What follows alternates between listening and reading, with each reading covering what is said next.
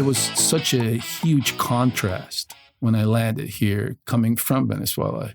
I mean, everything I saw seemed magical. I mean, everything. I mean, down to like the poorest person. I mean, I felt that even, a person that I guess in my eyes, through my eyes, the person that didn't really have anything had it all. Yes. And those thoughts went through my mind as a 15-year-old, like, geez, even, a person that seems down and out, I mean, by American standards, by the standards where I came from, this person's got everything. I mean, the sky's the limit here. Welcome to The Lowdown with Kevin Lowe, the podcast shining light on the inspiring stories of ordinary people choosing to live out anything but ordinary lives. All in the hope that you will be inspired to live out your best life. Because this life, it's meant to be lived. And this podcast is meant to inspire you to do it. What's going on? And welcome back to The Lowdown with Kevin Lowe. This is episode 115. And well, I'm excited to have you joining me today. I hope your day is going incredible. And if I have it my way, it's about to get even better. Because today I'm sitting down in the studio with a guy who has a story that I think you're going to really love. You're going to love it not only because it's entertaining, it's very interesting, a little bit exciting, a little bit thrilling, but because it also has a deeper meaning to it. I know it did for myself while talking with today's guest. The guest I'm referring to, his name is Anthony Arismendi, otherwise known as Tony. And Tony grew up on the dangerous streets of Venezuela as a child. But even as a child in this faraway country from America, he had a dream of living in America one day. And lo and behold, that dream would come true. Now, from my perspective, when I heard about his story coming to America, I thought to myself, wow, how awful. Because he would end up being basically a homeless teenager, couch surfing between friends, all the while still continuing to go to school. For myself, I looked at that and I thought, wow, that's just so tough. That's so sad. But not for Tony. For him, he knew where he came from. He knew where he was. He was in America, a place full of opportunities, a place where the sky is the only limit. And he would make the most out of that. He would go on to become a citizen of the United States of America and ultimately would become an FBI agent.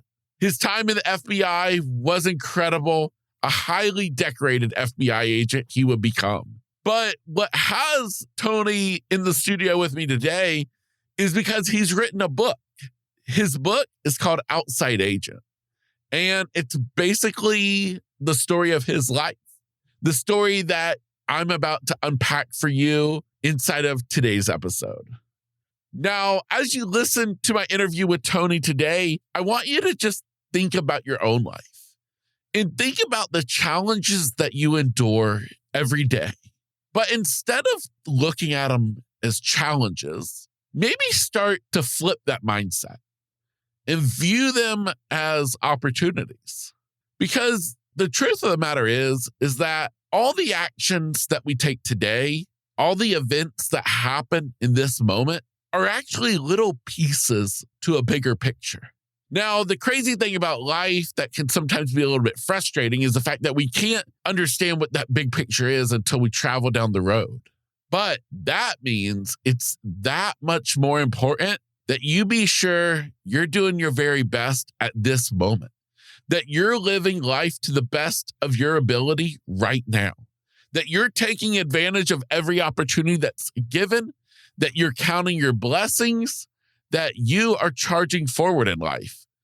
So that way, when you do travel down the road and you look back, the picture is even more beautiful than it could have ever been. I look at that and I compare that to the life of today's guest. And well, I'm excited to introduce you to his story today. If you're loving the podcast, if you get something out of today's interview that truly speaks to you, inspires you, motivates you, encourages you, please be sure to leave a rating and review on Apple Podcast or wherever you're listening to this podcast, as it just helps to be sure that others know about the podcast, find out about it. And also, selfishly, it's a cool way for me to be able to look and see, hey, people are actually listening and loving what I'm producing here on the show. So if today's episode speaks to you, please be sure to leave a rating and review. Otherwise, just sit back, relax, and enjoy today's interview. I came to the United States in the mid-'70s. I was 15 years old, but I was born and raised in Caracas, Venezuela. And, well, at the time, Venezuela was a pretty dangerous place to grow up in, Caracas. From the moment I woke up to the moment I went to sleep, you had to be on, your antenna up and just in survival mode. So it was a interesting place to grow up. I didn't know any different. My parents, like any other parents, create an environment so they can nurture you in a protective environment. And I grew up in that. But the moment that I, stepped onto the streets, it was, a dangerous place. And luckily for me, I had an amazing people that raised me and a lot of very, very strong women. My mom, one of them, and my grandmother. And I like to describe my mom like, she was a she-wolf tigress type person that just very in tune with the environment and very in the know and wanting to raise us to protect ourselves and to educate us. And so those were my formative years, growing up and, you're not too far from the jungles in South America. And so there's all kinds of different things that can kill you. If the spiders don't kill you, the snakes don't kill you, the wasps don't kill you.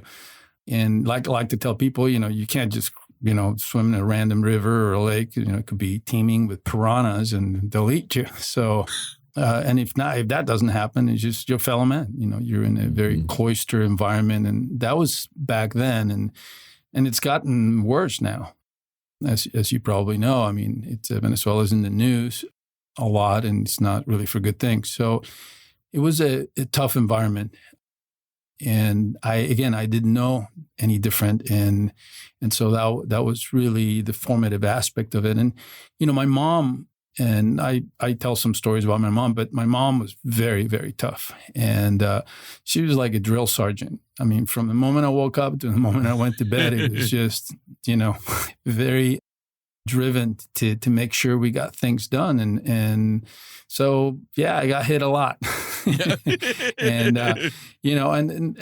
I'll illustrate, to give you an idea of what she was like. And I've told this story before. We were getting portraits again. I didn't grow up in the 1800s, okay? But at the time, you get your pictures taken by a professional photographer, and then you go to a studio. And my mom had parked in a place, and apparently a woman felt that my mom had taken the spot, some Russian woman, and so she walks up to our car and really catches my mom completely by surprise, and just hits her, pow. Just right in the face and then slaps her. I think she punched her and walked away. And of course, my mom she just turns red and she just livid, turns around and tells my brother, my sister, and me, sit there, don't move, So she reaches into her purse and she was an Aquila, which is like a, Boy Scout, like a Cub Scout then mother. And she had her scout knife. So she grabs the knife out of her purse. And so, of course, we're little, but we see the knife and we're, oh, my God, what is my mom going to do? So she gets out of the car and she heads towards this lady. Of course, the lady gets in the car. She shuts the door. She rolls up the window and then she sees my mom coming. And, oh, my God, my mom literally goes around the car and she punctures every single tire. Pa, pa, pa. And then heads back to the car where we're sitting. So gets in and he was like, nothing had happened. And we were just sitting there, just just stunned. And it's like, okay, let's go. And later, that day, she's telling the story of my grandmother who was Catholic, and she was in mourning. So they were black, 7 years, and then, somebody else dies and they were black again. And so, of course, when she gets to the part where she punctured the tires, my grandmother thinks she stabbed a lady, so she starts crying. And so that's not what happened. But so, this is, she was a tough woman, and this is a type of woman that I was raised, with. And I mean, there's another story that there's so many of them, but we go to a family get together or a party or some kind of thing. And then, my mom would call my brother and I over, and then she hit us. And they're like, what did you hit us for? Because you guys are going to do something. So,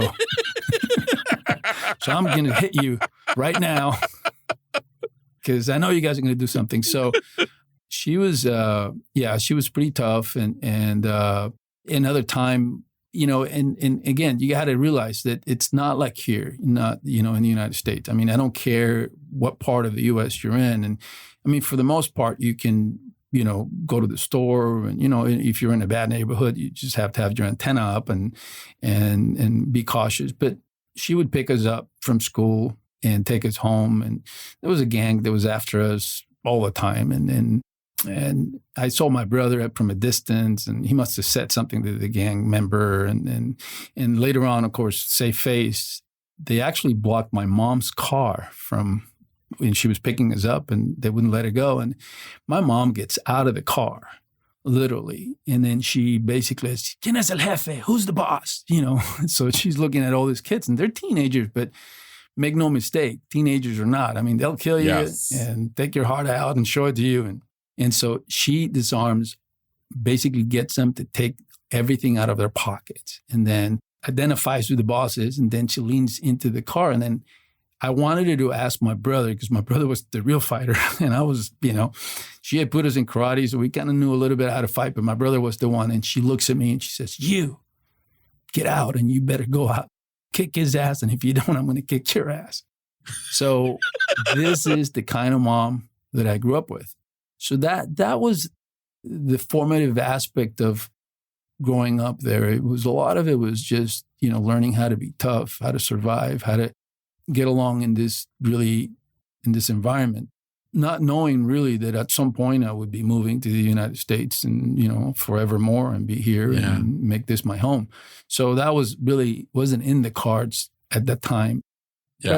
But, what happens is my parents had been, fighting with each other. And as people that are in the process of separating and getting divorced, they're fighting like cats and dogs. And it reached a crescendo. And then my parents, obviously, at some point separated. And my dad went on to live one of my grandfather's properties. And they started talking about the future. My grandfather saw what was coming in Venezuela and was already in tune with that and was looking to see and had interests overseas, and started talking to my dad about, going to another country. And he was ailing. He didn't know how bad, but he was ailing with cancer. And so a decision was made, and my dad started talking to us about it.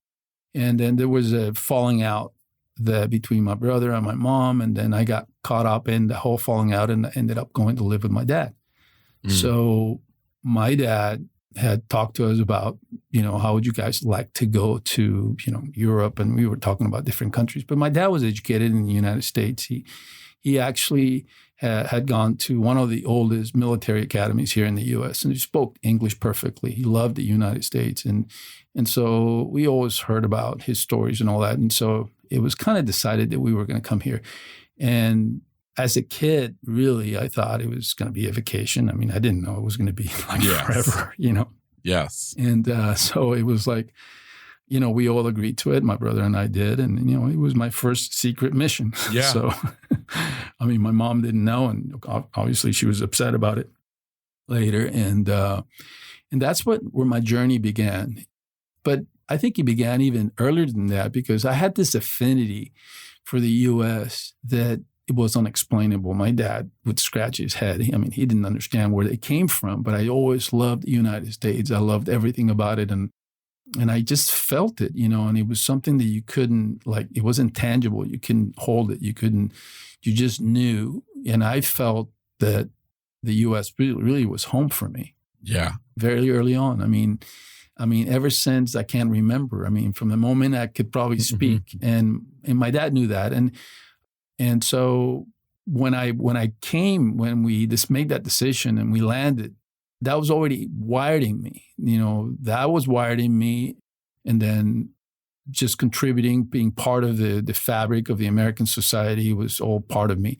And again, it was the adventure too aspect of it, was because there was such a huge contrast when I landed here coming from Venezuela.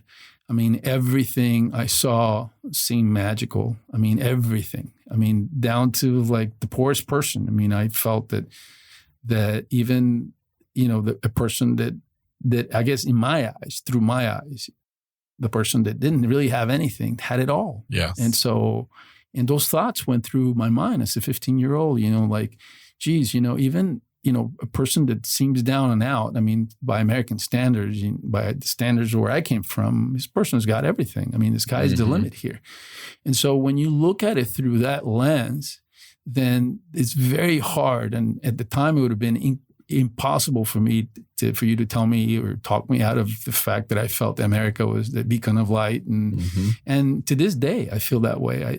I feel that this is a great country. It's the greatest country in the world. And it welcomes, immigrants. It welcomed me. And I came here with a bag full of dreams and not knowing, how long I was going to be here. And so the journey began really for myself, my brother, and my dad. And it sure has been an amazing journey. I mean, the U.S. has, given me so many opportunities, so many different things. And for every door that shuts, 10 doors open. And so there's opportunities just around the corner, and just looking at the glass as half full and looking at opportunities and looking at any challenge that comes your way as an opportunity to learn something, And so that was wired in me then, and then it just carried on. It carried on into the present, Yeah.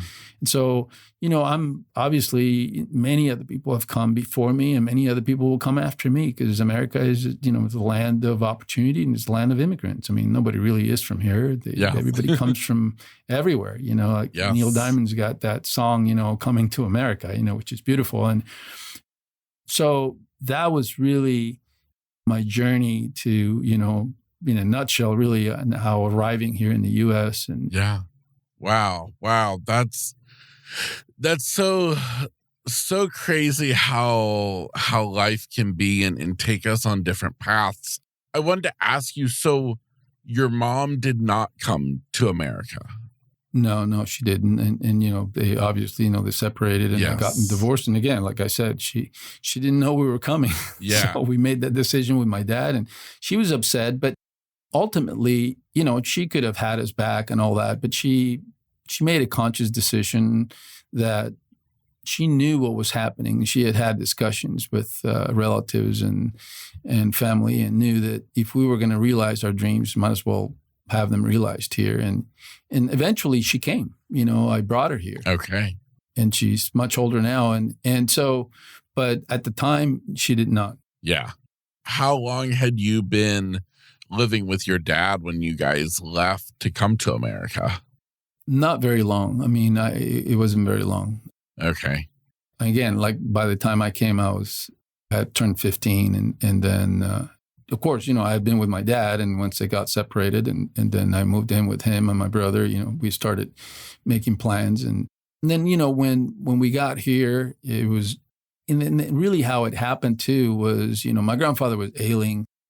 Ultimately, we found out he had cancer, and he actually, succumbed to it later on, years later. But in the process, he knew what was happening. He knew what was coming, and he could see it. And other people could too. And then there was actually an American businessman, but he was a shyster he was courting wealthy Venezuelans and talking into investing their monies overseas. And so he had talked to my grandfather. And so a decision had been made to take a portion of his wealth to try to invest it in the United States and start a company with my dad. And ultimately, that never did happen because this guy ripped my dad off. And so it got interesting, very interesting once we landed, because then shortly thereafter, this individual ripped my dad off. And then the journey got even harder, Yes. because we lost everything. Yes. And it wasn't very long. And so I ended up in Utah with my dad and finding out that we had lost everything and not truly understanding or grasping the significance of the magnitude of that. Yes. Because as a teenager, and again, I'm taking in all the beauty and the enchantment of being in this amazing country with all the just everything, again, seemed magical.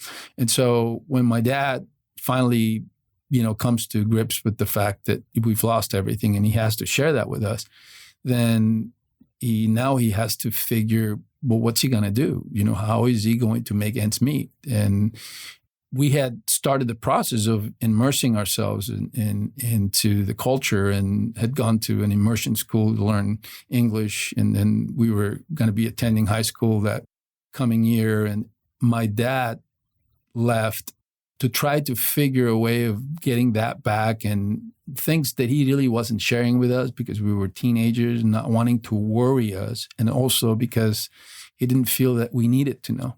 So he left us, and we were latchkey kids for a little bit of that time in Utah. And my brother and I, and he had made some arrangements, but those arrangements fell apart for me. And my brother ended up with his girlfriend, who he later went on to marry, and I think they've been married now 40-some years. But and for me, the arrangements had fallen apart. So I was couch surfing for a while and a little bit of homeless and didn't have any money and had to sort of resort to eating leftovers at school and whatever I could and taking showers at the school. And again, just going from house to house. And when I didn't have that, then, I'd find some place to sleep somewhere.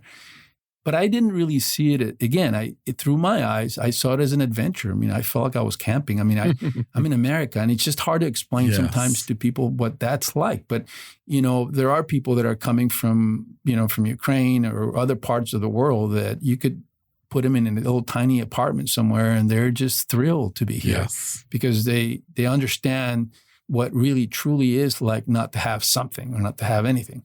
And so for me personally, I never saw it as something that was setting me back. In fact, it was just part of the adventure. Yes. It was really part of the adventure, and I was in heaven. Yes. I mean, every time I turned around, there was one new thing, something new. I'm learning a language. I'm learning, interacting and soaking it up. And so during that period of time, I put myself through high school, and then I connected with a friend of mine that I had met at the immersion school. And then his uncle was a World War II veteran, and he kind of realized that I was, just floating around. He just kind of knew something was up. Yes. And he offered me his basement, and I did. I ended up spending the rest of the school year there, and I had a couch, and I had a couple of shirts and a pair of shoes. And at some point, I connected him with my dad. My dad sent me $10, and my mom, I started corresponding with my mom. And again, I'm dating myself here, but in those days, it was letters. You're right. There's no emails, there's no computers, there's no nothing. So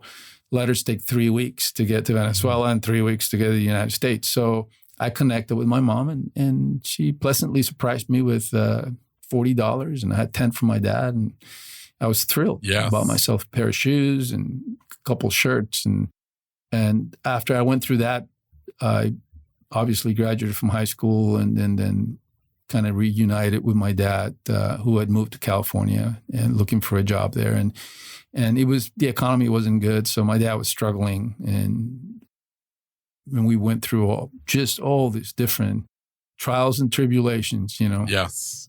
Well, so can I just state the obvious?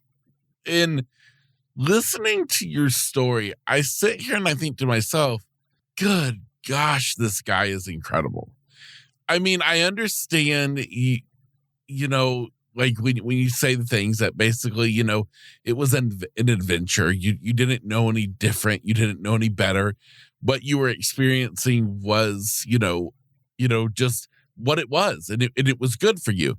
But at the same point, I think something has to be said for the type of person you were, even as a teenager, the resiliency that you had.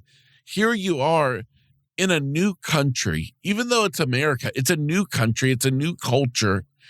You now are basically alone. Your brother, is living his life. Your father is living his life. You're going couch surfing, homeless, but you stuck with it and you kept doing what you needed to, all the way to the point that you still kept going to school. You graduated. I mean, I just have to say, I just find that really remarkable. And again, I think it goes back to, the formative years. I had lived in such a really Will Robinson environment, where, again, you're in danger all the time. And if you're worried about getting kidnapped or killed, and the press down there doesn't censor anything. So I had friends that had actually been killed, and you'd see newspaper, right on the front page, this person. And so those things really, they mark you, Yes. And again, when you don't know any different, you're living that. And then when you are transplanted from that kind of an environment to an environment like this one here, I just saw it as really, it was like fantasy. I mean, it was fantastical. It was magical. It was surreal in a good way. Yes. Through my eyes. Yes.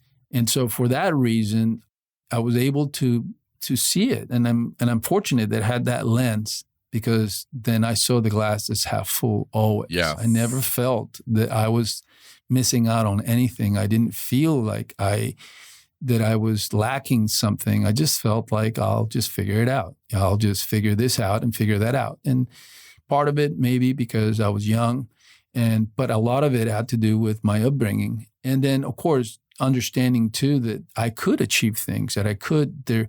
The country is so huge, so big. There's so many different things. And so I just have to become part of it. I have to assimilate. And then when I do, I wanted to serve. I wanted to serve the country.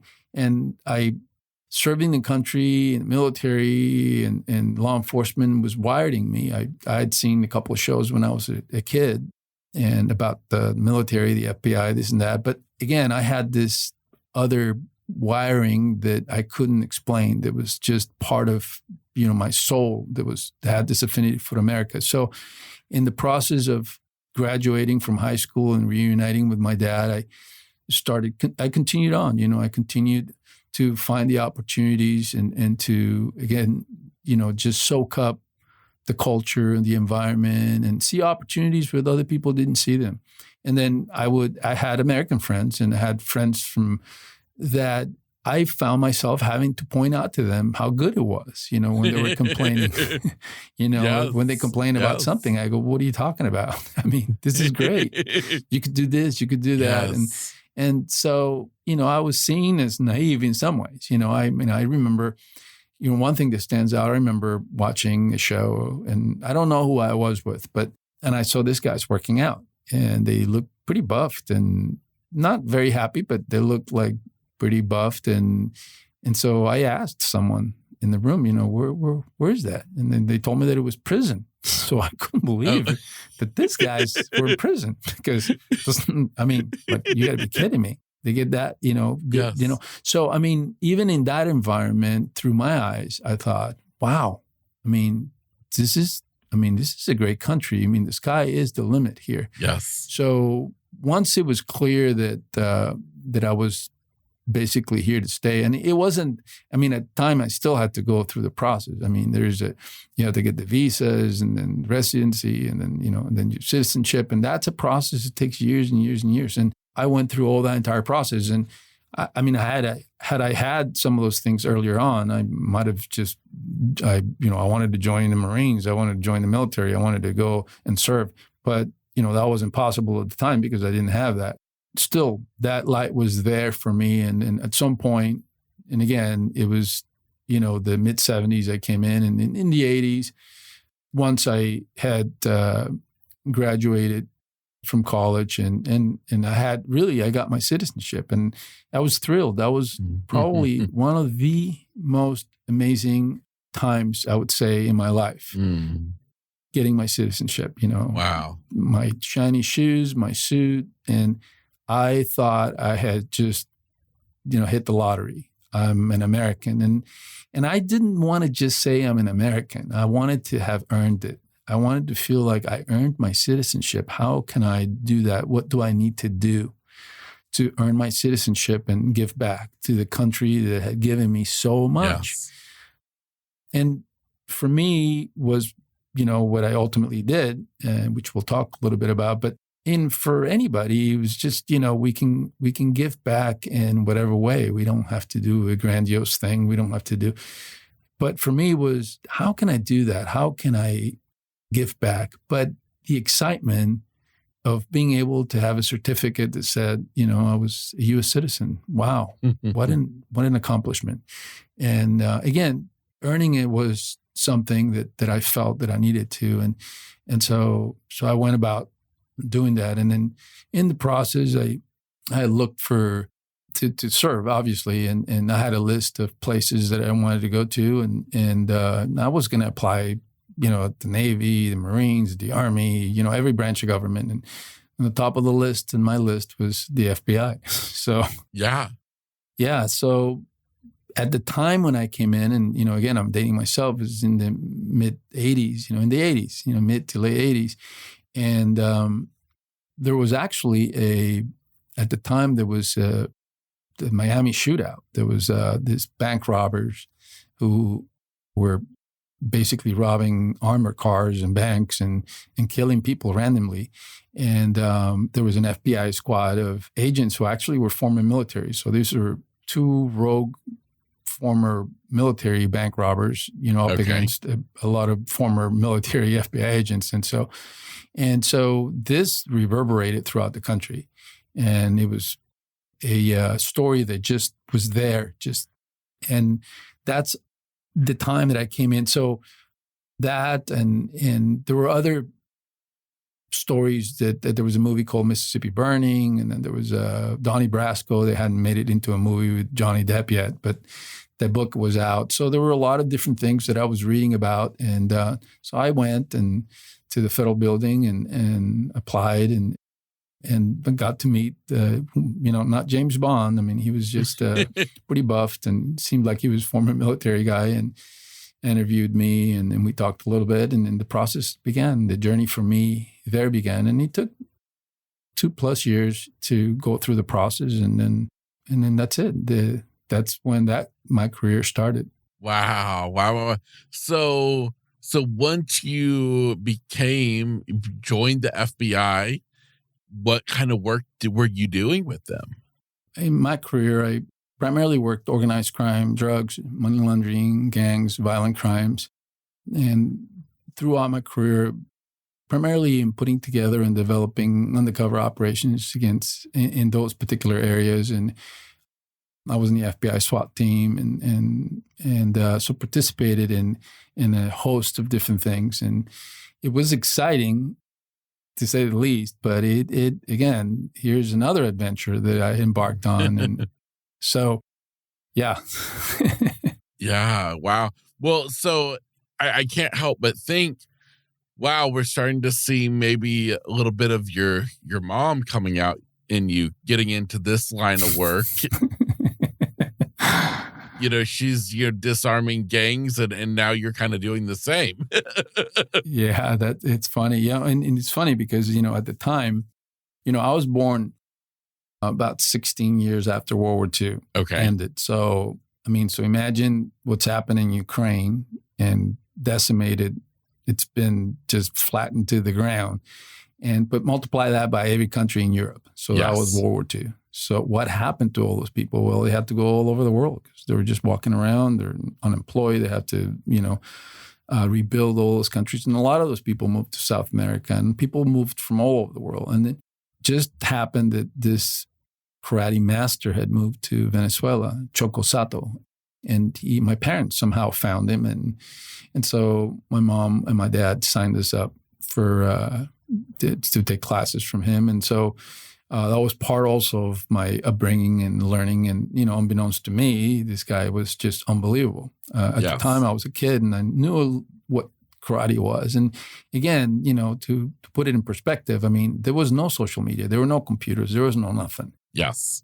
I mean, I grew up with maybe 2-3 channels and there was just limited amount of TV and I wasn't allowed to watch anything because there was one little tiny TV with little antennas and my grandmother had it in her room. So entertainment really was just keeping yourself from getting kidnapped or killed, and going to school and studying and hanging out with your friends and blowing up stuff and and doing things that could be potentially considered dangerous here.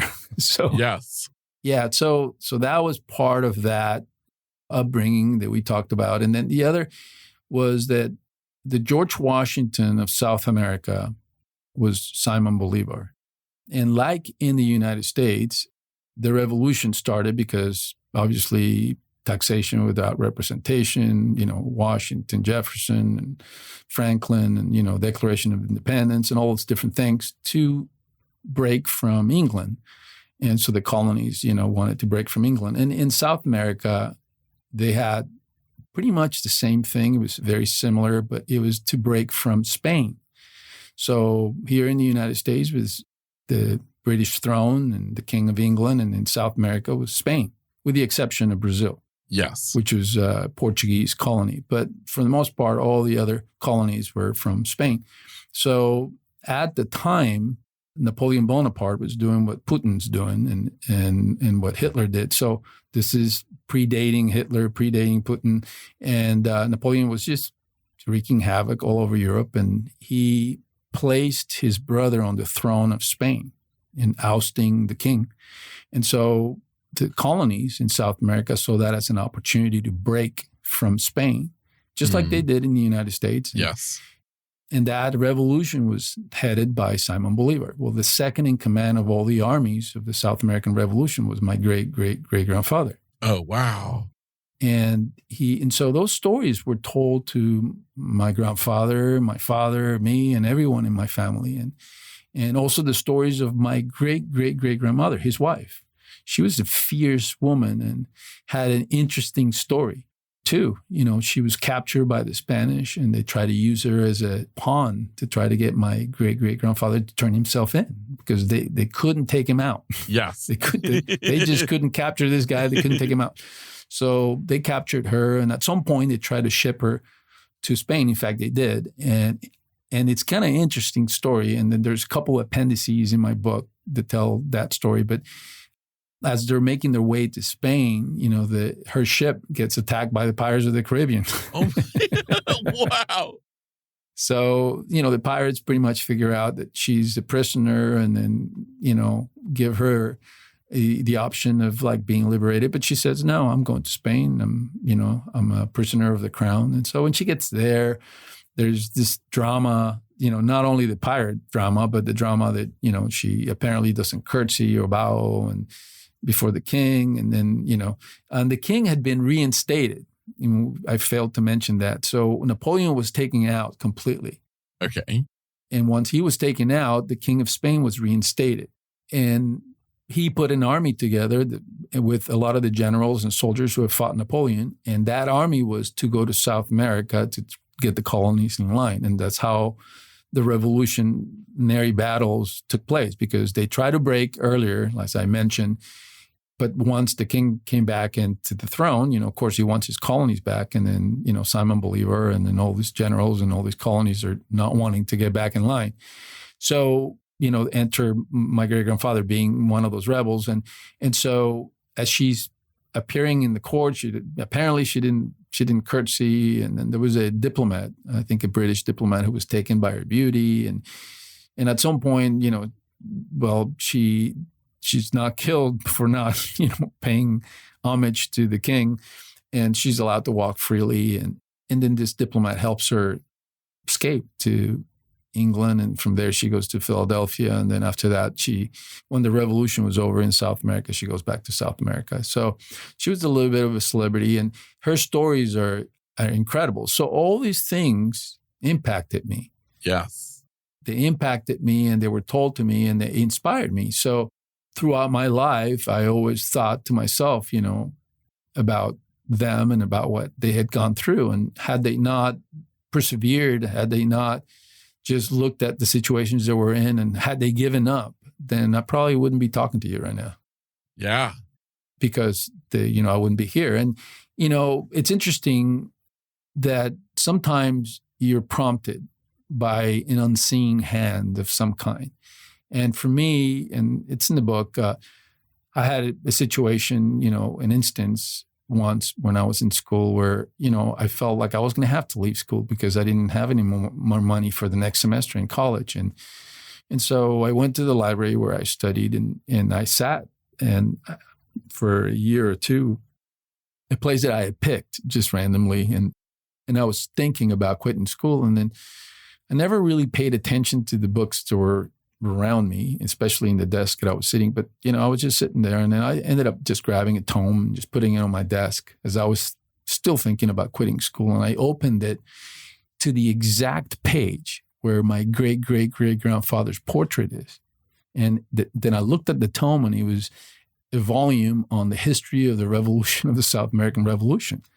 So here's a tome on the exact page with my great-great-grandfather on it and this narrative in English, telling a story of all the trials and tribulations that they had to go through and what he had to overcome, challenges. And I mean, had he been captured by the Spanish, they would have quartered him and hung him and who knows what else, other things they would have done. But he didn't give up. And there were letters and communications between him and Simon Bolivar, requesting weapons. And so I was able to immerse myself in the story. And I remember I didn't read it all, but I read enough to just sit there and think, oh my gosh. It gave me chills because I knew that was a message for me specifically to not give up, because the decision I was about to make would have derailed completely whatever was to come. And it's like the butterfly effect. Just a little thing happens and then next thing you know, you're just derailed completely. And I was stunned. I remember, and again, those were the days where there was no cell phones. Yes, there were no way to communicate. And so I went to the payphone and called my ex-wife and she answered and she came to pick me up and I told her, park the car and come up. I got to show you something. So she did. And then, of course, I told her the story that I just shared with you and she was just shocked. But those are the little things that happen. And we all have those things happen to us. It's not unique to me. It's unique. It's everybody. Sometimes there are whispers, from the other side. There are synchronicities, serendipities, things that happen. And they do happen for a reason, even though it's cliche. Sometimes we have setbacks. Sometimes we have doors to close. Sometimes things happen that may appear to be horrific but then there are lessons, And, one of the things that I feel carried me through was that this belief that there is another side to our lives, and that's that mystic side, that unseen side that we're not able to tangibly feel. Let's say we live 100 years. And so once we're done with our lives, where do we go? I mean, where does everybody go? Well, we go back to where we came from. We go back to that place we came from. But where is that? Well, religious people will tell you one thing, other people will tell you other things, but it's really, truly where we are from. And that's that unseen side. And it's one of those things, that's where that message came from. So those were elements also in my upbringing and that came through from my dad that put me in touch with my spirit, with who I really truly am, which is, I'm an eternal spirit having a human experience. So, and understanding the challenges and the trials and tribulations are meant for us to learn lessons, for us to go through and live these lives and use that for the betterment of our soul. I mean, not to get mystic here, and in the process of all that too, I was just discovering for myself what am I doing here? The perennial question, what's my purpose? What am I doing? What's the purpose of life? Why did I choose this career? Is it to serve and give, but then for what? What's the end goal? And in the process of discovering that for myself, not to proselyte, not to pontificate, I stumbled on different things like astrology, for example. And it's been around for thousands of years. It didn't come into existence yesterday or last week and it's come and gone, the past couple hundred years. And it's not something that somebody put together that's on a tabloid when you walk, the grocery store. That's it. It's something that I saw that it worked. And the way I like to explain it to people is, our bodies are made out of water primarily. And so the planets do have an impact on us. You talk to any sailor, to anybody, and they'll tell you, okay, well, the moon rules the oceans, the ocean tides. You take the moon out of the equation and we have a cataclysmic event on the planet. So if that's the case, then what would make you, me, or anybody else think that our bodies, that we're not impacted by the planets, including the moon? So we are impacted by that. And so that opens other doors to the mysteries of mysteries of mysteries. But what I learned along the way was that there was some consistency to this. And that's where astrology sort of came into the picture for me. And it's to start seeing and validating that there's something to this. And then, in the process, and now we're in this day and age where you just can Google anything. You can, anything you want to know really is at your fingertips. And in this day and age, for anybody to think for a second that we're alone, we're this tiny planet in the sea, in a galaxy, in a sea of billions and trillions of planets, and we're it? No, there's life in other planets. We're getting ready to go to Mars, and we'll go to other planets, and you and I may not see that, but we will. So all these different things were part of that fabric that made how I saw the world, really, how I saw through the lens that I saw my existence. And I love it. Absolutely love it. So is this whole, because I just have to laugh because you are so deep in your thoughts. And here I was, we sit down and I'm thinking, okay, we're getting ready to talk FBI. But you go so much deeper. And I thought, I understand now why this guy wrote a book, because this guy, he takes things to a such deeper level that I love. And this whole idea that everything that's happened in our past isn't just for nothing. It all builds upon itself and helps to create us into the people that we are. And I just find it really fascinating. Everybody has a purpose, like going back to astrology, what I learned, and I read as many books as I could, everything I could get my hands on, I read. And then I was able to validate that. And I was learning a lot of this stuff while I was still an FBI agent. And I saw that it did work. People are predisposed to certain things. You could have an Aries, you could have the Pisces. And what does that mean? Well, a pure Aries would be like pure coffee. Okay. An espresso. And then you could have a weaker Aries, which would be like a glass of water with 3 drops of coffee. Both are coffee, but one's stronger than the other. And then how the planets circumambulate and how they do impact the individuals. And all these things have been studied for eons. Observations were made. And most of the inventions and most of the things that we have now became about as a result of observations that scientists made. And so they made observations of the planets, and every culture, every society for eons has done that. The Mayans, all these cultures have always looked to the stars. So they understood, when to plant, where not to plant, what to do, the tides. But where's that all coming from? The planets. And so they are absolutely impacting us. We're protoplasms. And again, that's the larger picture. The smaller picture is, okay, how does that impact you individually? And what are our individual journeys? Mine is different than yours, and yours is different than the next person. But each and every one of us has a blissful aspect to our lives that we are to follow. And if we if we learn the lessons, whatever travesties or whatever lessons or whatever good things and bad things come our way. I mean, as I understand it, you're blind. So, and you came to that as an adult, I believe, correct me if I'm wrong, but so you were able to overcome that. You were able to find some way to take that adversity and turn it into something.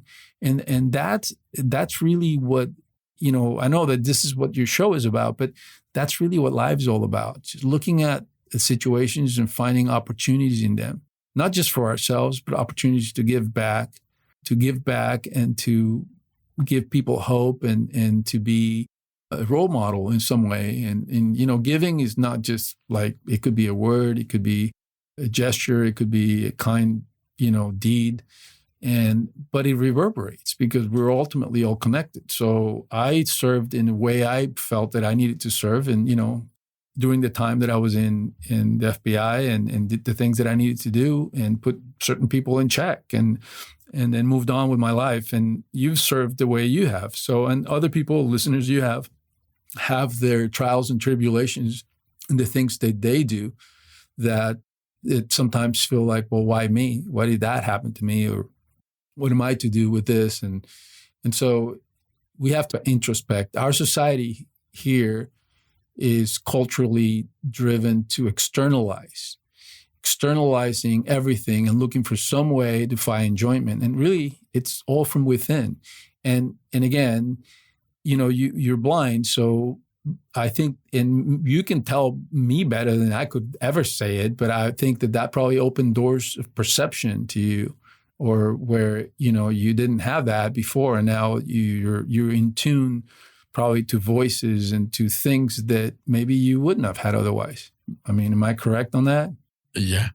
Oh, 100%. Yeah. I mean, that's exactly why I fell in love with podcasting, is because literally it's nothing but sitting down and talking with somebody, and you eliminate the visual perspective, and you only focus on the person's voice, the stories that they say, the emphasis in their words, and you get to know somebody based solely on the words that they speak without that visual interference, and, of course, for me, the visual interference, I don't have that in my everyday life, but for my listeners of this podcast, I'm allowing them to get to see my guest, you, today, from my point of view, and I think that's what's truly amazing about the realm of podcasts. Yeah, and I find it amazing too, just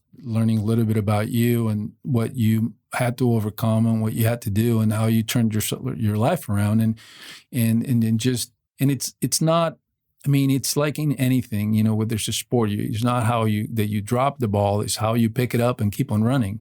How do you take that adversity, that situation, and you turn it around? And, going back to what I was mentioning with the astrology thing, I like to tell people, obviously we live a period of time, let's just 100 on the average for a human.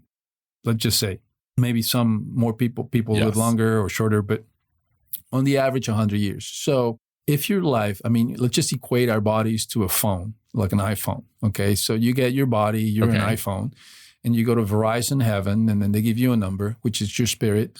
And then now you activate the phone, which is your body, and now you're on. Now you can call your friends, you can download memories, you can take pictures with your eyes, and you can function. If that iPhone breaks in any way, shape, or form, and it dies completely, then what happens? Are you out of a phone? You are.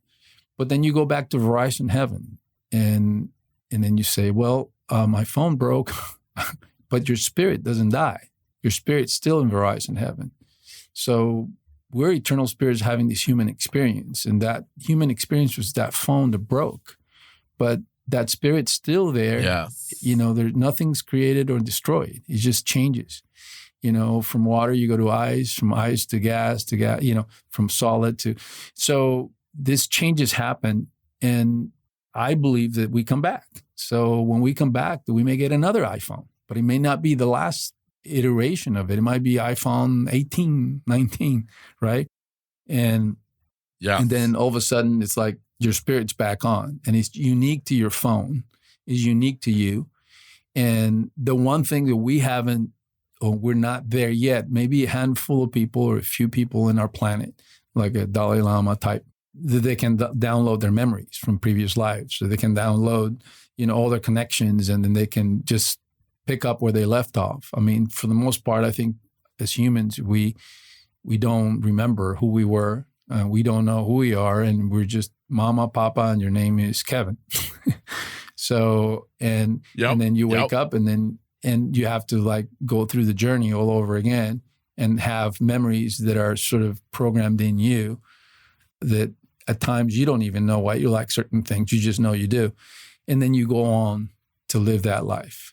In my quest to quench that for myself, I've come to those realizations. And again, then you go back to, okay, well, I'm still here. What can I do?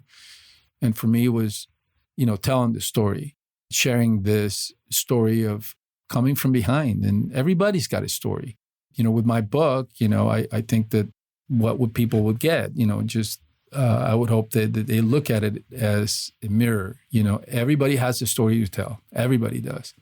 And we have to overcome challenges, and we have to overcome different things. And then those things make us into a better person. Nothing ever goes to waste. We find whatever it is, and it goes into sort of like a junk pile that we can draw from. Or it doesn't have to be junk. I mean, experiences. There are experiences that we draw from that make us stronger. If it doesn't kill you, it makes you stronger. And then you continue on. And then finding out that we are this interconnected beings, that we're not these bodies, but we're the spirits inside. And once you come in touch with that, even if you just get a glimpse of it, then you want more of it. You come to that realization. And it could take, one lifetime. It could take, you may never completely come in contact with that for yourself. We're in that quest. Everybody, even if they don't believe that they are on a quest to try to figure out, what their purpose is. As humanity, that's really what it is. And then, we come into this, all we need is love and all these different things that John Lennon used to sing about. Yes. Yeah. So does your book combine a little bit of all of this, your story, plus this kind of deeper level thinking? Yeah, it touches on that. It's just a story of an individual that happens to be me and his journey as an immigrant, the mysticism aspect of it. And then, and the fact that I did become an FBI agent, and I was in the SWAT team, and then I worked undercover. And it's an origin story, because to compress my entire life story into a book is a very difficult thing. Yes. And so it was, where do you start? Where do you start in the book? Well, you start in the beginning. Yeah. And then it's a difficult process, but then start with the origin story, which I've shared some of it with you, and then you go from there. And I hope that it motivates, that it gives hope, that inspires people to self-reflect, to introspect, and to see themselves, and when they read it, they'll relate to it as a mirror. Yes. Because they too themselves are going through this journey. Yeah. And that their lives matter, that we have purpose. It's all about giving and serving, and yeah. Yeah, I love it. So now, where can we find your book at? Well, you can connect on anthonyarismendi.com. You can find me on Instagram at anthony.arismendi, and then and you can buy it on Amazon. Okay, fantastic. And it's called Outsider Agent. Okay. Where did the name come from? Because I was an outsider, I didn't fit in. Okay. An outsider is also a person that risks it all, that never plays it safe, and it's always operating on the edge of everything. Yes. and that's, I have an acknowledgement there to all the outsiders. You're an outsider. Yep. A lot of us are outsiders because we don't quite fit in. Yes. Into the groups that we're in. You feel that somehow you don't belong. But you do. You belong in the outsider group. Yeah. I like it. Man, listen, this has been an absolutely phenomenal conversation with you today on many different levels. On the one thing coming from me, born and raised here in the United States of America, of a reminder of how great this country is. Even at times when we feel like, with things happening politically and just all over the country and on the news, and we think, oh my goodness.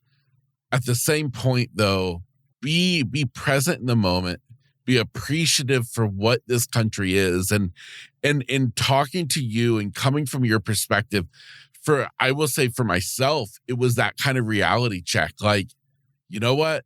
You got to check yourself and realize, wow, this place is really amazing.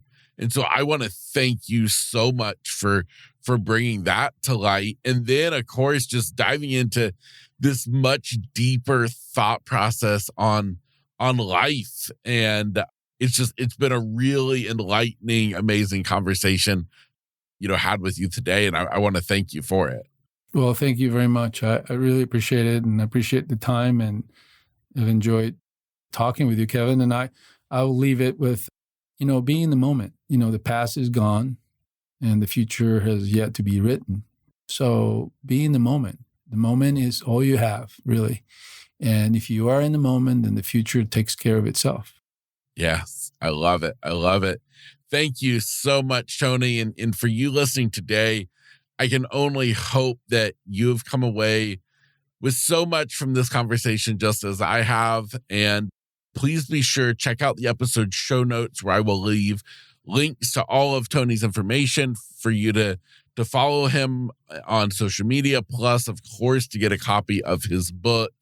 As you see, Tony is just an incredible guy, and I'm just cannot be more grateful that he took the time out of his day to be on the podcast. So I hope you've enjoyed it. As always, sending you out into the world, wishing that the podcast today makes life tomorrow a little bit better.